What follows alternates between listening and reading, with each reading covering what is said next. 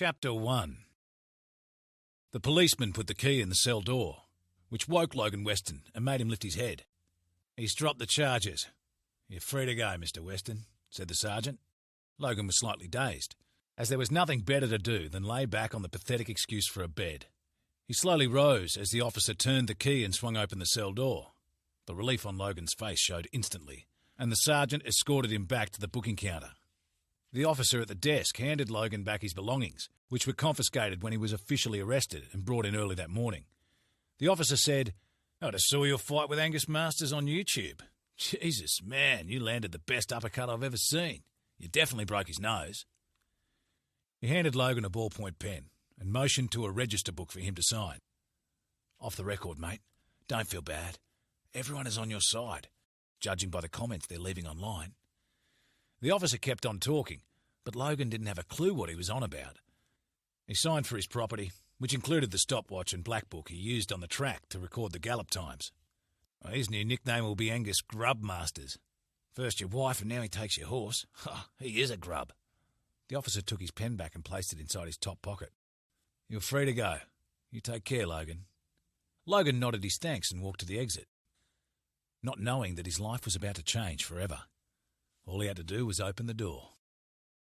The viral video of Logan Weston landing a beautifully timed uppercut on Angus Masters' nose had clicked over 456,000 views in the 5 hours since it had been uploaded. One of the racehorse trainers in the watchtower was filming a horse for his clients to view when he saw Logan make a beeline for Masters. He had heard the news just minutes before and knew there would be a confrontation and that it would not go down well. In the video, Masters puts his hand out in a gesture to say, "No hard feelings." Logan reaches for the handshake, steps in close, and suddenly grabs the back of Masters' head instead, then drives home an uppercut like a professional boxer. Angus Masters goes down for the count. The trainer who recorded the whole incident started the viral video epidemic by uploading it to YouTube. The video was quickly shared to Facebook, and the rest is history.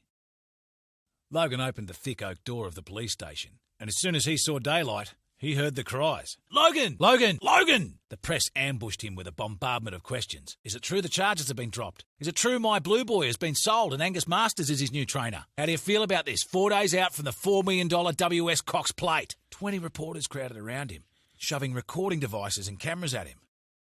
Logan was in shock, as he was not prepared for anything but a quiet walk home. One reporter jammed a recorder up to his face and said, "Angus Masters has now taken your horse, my Blue Boy, and your ex-wife. Can you comment on that, Logan?" Logan stood like a deer caught in headlights. Then he heard a familiar whistle, one he had known since he was a kid. And he spotted his best mate, Pete, across the road, signalling to him. Logan pushed straight through the reporters, not saying one word, and jumped in the front seat of Pete's F-truck. "What the hell is happening?" Logan asked, looking stressed, as Pete drove them away from the police station. "Why is the press chasing me? Because I smacked an arsehole in the nose like he fucking deserved?" Pete was always a lot calmer than Logan. "Just settle, man," he said reassuringly. "Relax for a second." Logan put his head back on the headrest and took a few deep breaths. In, then out. There was a pause, and Logan knew Pete's dry sense of humour was working on a comment. And sure enough, he quickly delivered. He held his nose closed with 2 fingers pinching the end and looked at Logan, mimicking how he thought Masters would have reacted.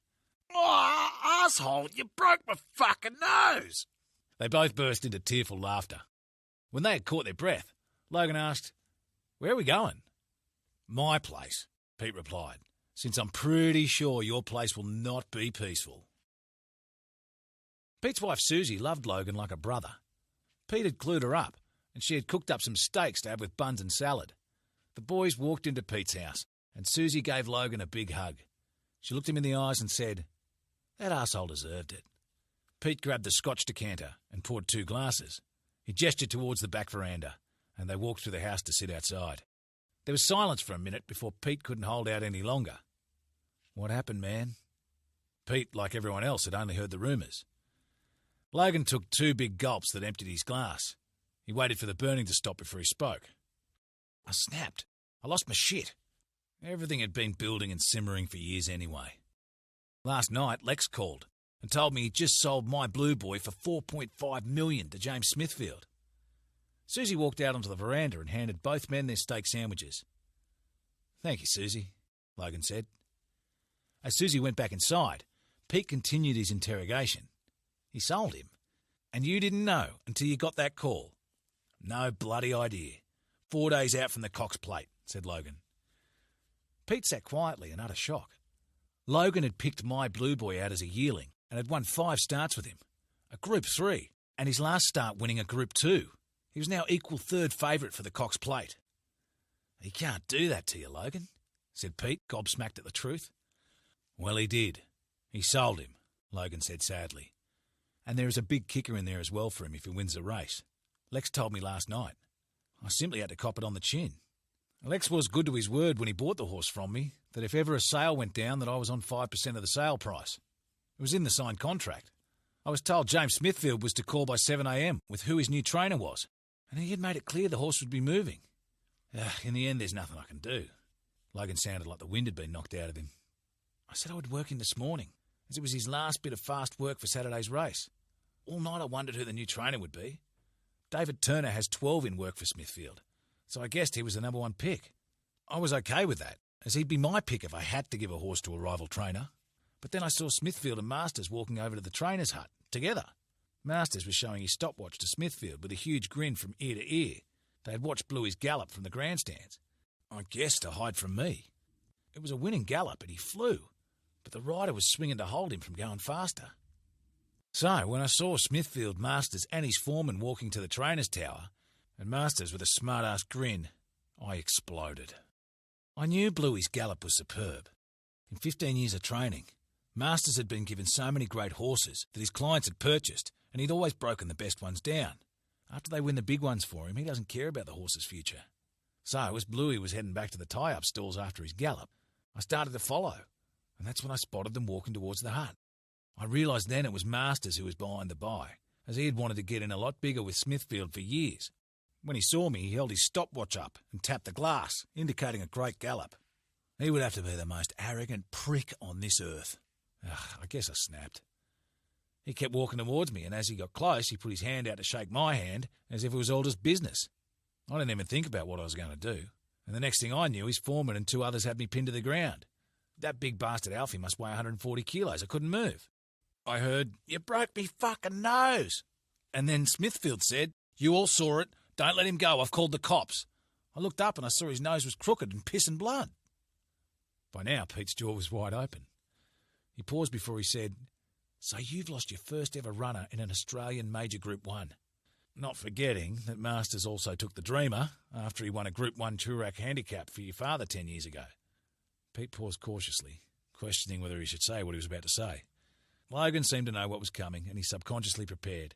The 2 guys had grown up together, so there was no boundaries and no holding back the truth. Logan had braced for it, but it still hurt. "And the arsehole stole your wife as well." Ugh.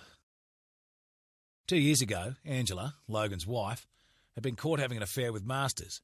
To rub salt into the wound, they now had a 9-month-old daughter, Matilda, together. "Has he got a vendetta against you or something?" Logan didn't get to respond as his mobile rang.